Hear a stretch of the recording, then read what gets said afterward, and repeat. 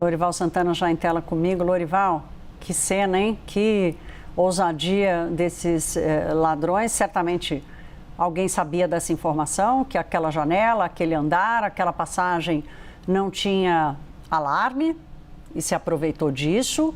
Foi um roubo rápido. Pela quantidade de peças que estão expostas no Louvre, certamente poucas peças foram levadas, mas de um valor inestimável. Isso tudo acontecendo numa situação política na França de uma instabilidade gigantesca. Primeiro-ministro que dura 5 dias e uma confusão, uma insustentabilidade do presidente Emmanuel Macron. Como é que você está vendo esse ambiente político e o que pode causar esse roubo? Sim, boa tarde, boa tarde ainda, né, Thaís e todos que nos acompanham.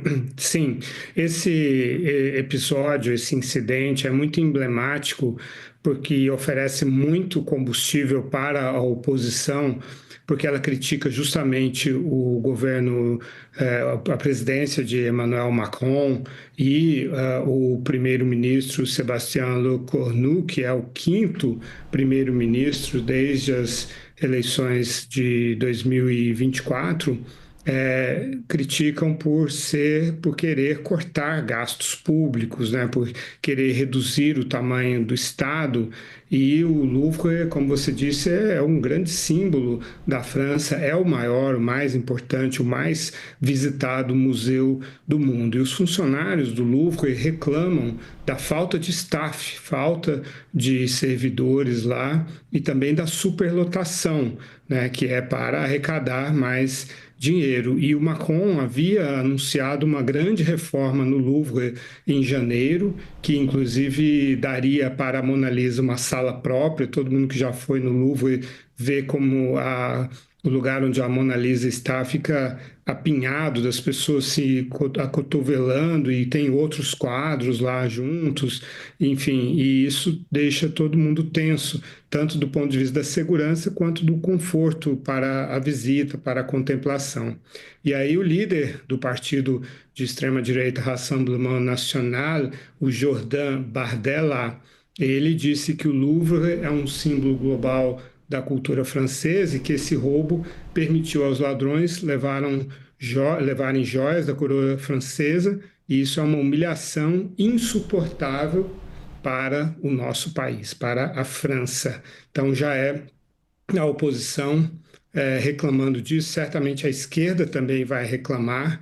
A gente vê que a França hoje é dividida em 3 grupos, a esquerda, a direita e o centro, que não querem colaborar. Então, na quinta-feira, agora, o Lecornu, o atual primeiro-ministro, que foi nomeado apenas em 9 de setembro, na quinta-feira já enfrentou um voto de desconfiança e uma rejeição ao orçamento que ele apresentou.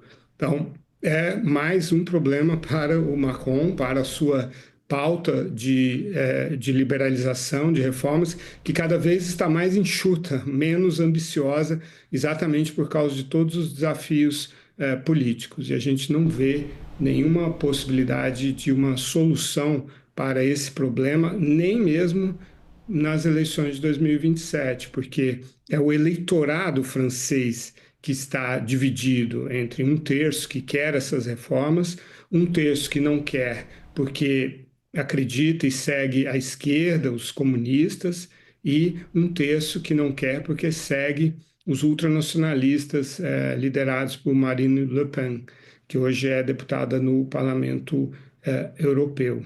O Lecornu é o 4º primeiro-ministro desde as eleições de 2024. E ele acabou de ser reconduzido, né? Ele pediu demissão e dias depois voltou. Enfim, é uma instabilidade enorme.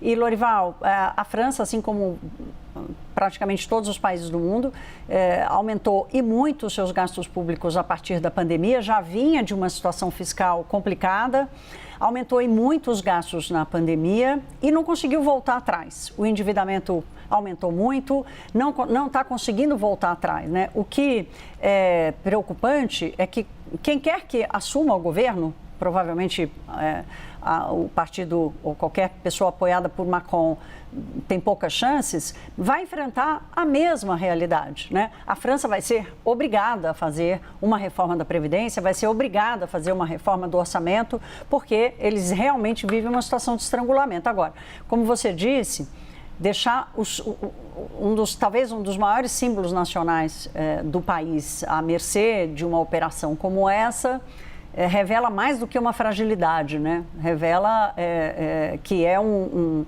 governo que está deixando buracos onde não podia, né? Exatamente. É uma situação difícil de gestão, né? Porque os franceses, uma parte considerável dos franceses não aceita nenhum tipo de reforma, nenhum tipo de ajuste, né? E essa elevação, que seria uma elevação modesta da idade de aposentadoria para 64 anos. Existem países em que a idade mínima é de 70 anos, na Escandinávia, né?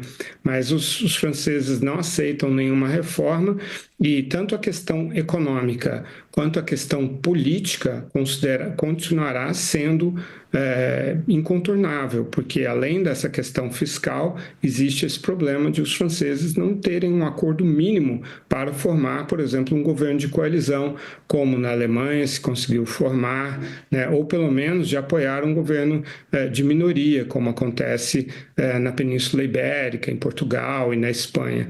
E aí, desse jeito, fica difícil. Alguém precisa governar a França e alguém precisa fazer as contas caberem dentro da arrecadação. São coisas que os franceses não estão sabendo chegar a um acordo a respeito. Bom, qualquer semelhança com o Brasil, a gente vai ter que enfrentar essa reforma já também. Obrigada, Lorival. Até já.